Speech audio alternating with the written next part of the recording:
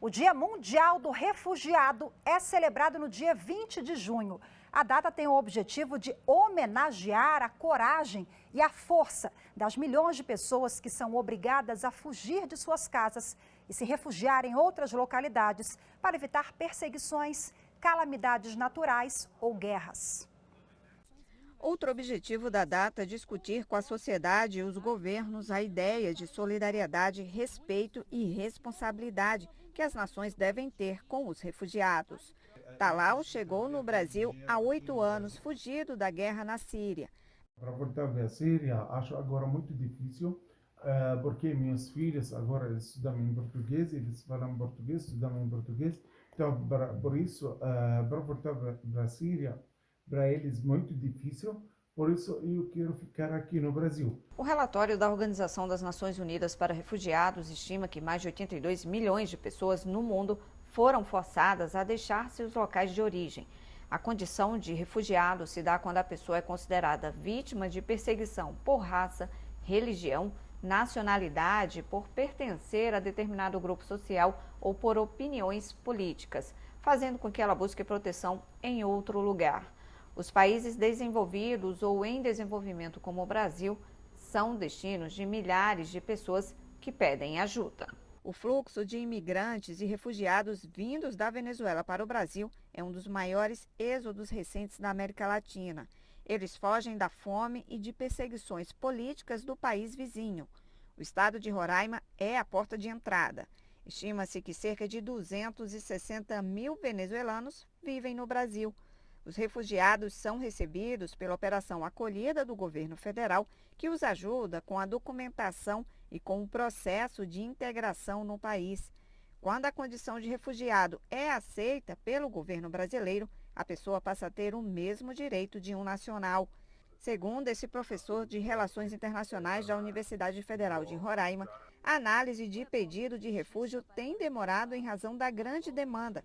E por isso, os solicitantes ficam impedidos de ter acesso a alguns direitos. Há um resguardo, há algumas questões que são específicas para os refugiados, que aí, enquanto solicitante, ele ainda não pode acessar. Eu destacaria principalmente a questão da reunião familiar. O Brasil tem um sistema de interiorização que é o encaminhamento de refugiados para outros estados para não sobrecarregar os que, como Roraima, são porta de entrada.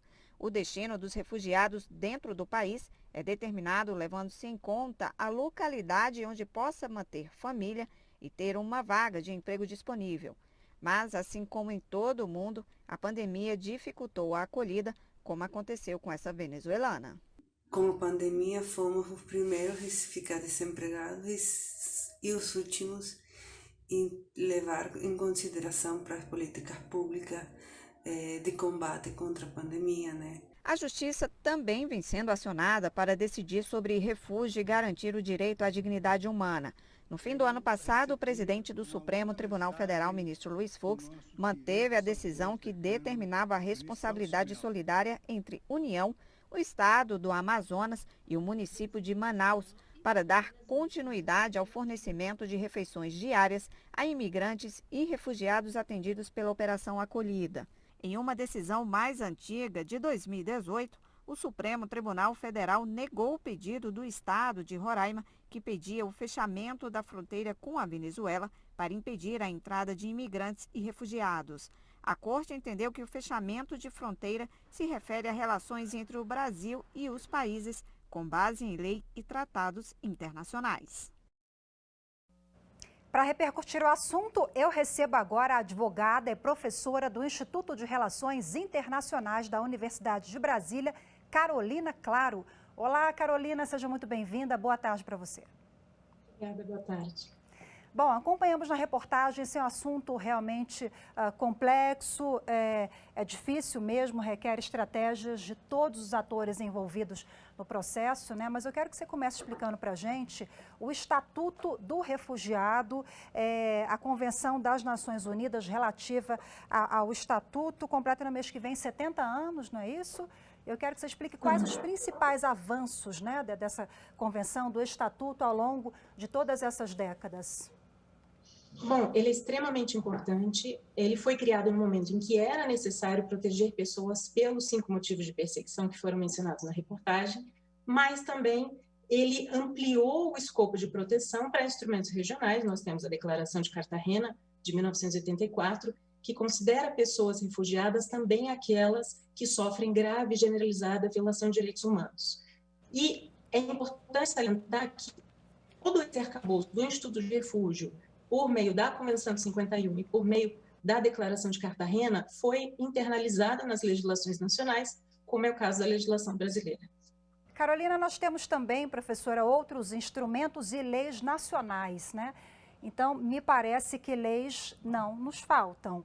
O que nós precisamos para avançar nessa matéria, dar efetividade ao que já temos de normas legais? Nós precisamos do procedimento ser mais condizente com as necessidades e com a análise dos casos de refúgio.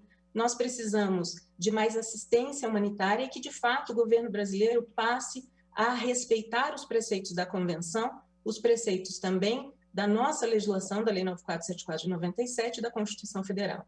Por exemplo, nós temos um instrumento extremamente importante que norteia esse Instituto de Refúgio, que é a não devolução na fronteira.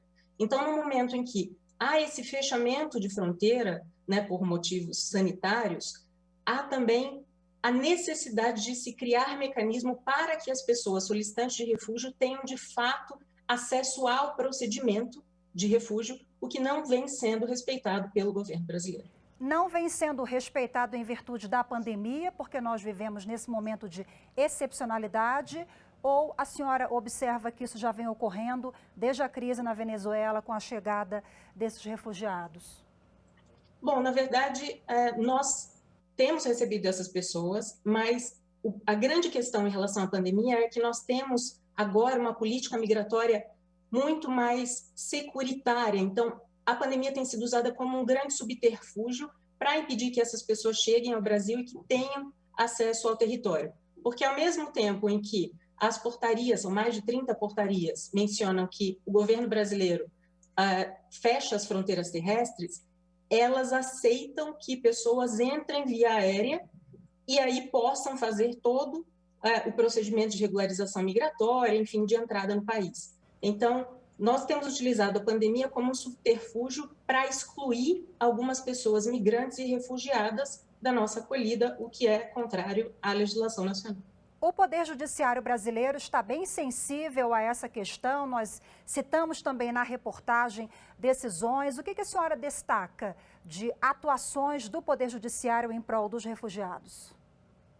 Os órgãos do Poder Judiciário têm feito um trabalho excepcional e fundamental na proteção das pessoas em situação de refúgio e das pessoas migrantes que fogem à proteção de refúgio. Por exemplo, a atuação da DPU tem sido extremamente importante, e das decisões judiciais em todas as instâncias. Então, é necessário que esse monitoramento pelos órgãos do Poder Judiciário continue de modo a respeitar não apenas a legislação nacional, né, incluindo a Constituição Federal, mas os tratados internacionais que foram aceitados, recepcionados pelo Brasil, para que a gente continue a cumprir com nossas obrigações internacionais, mesmo no momento de crise sanitária, mesmo em momentos em que há necessidade de se criar mecanismos para o acolhimento dessas pessoas.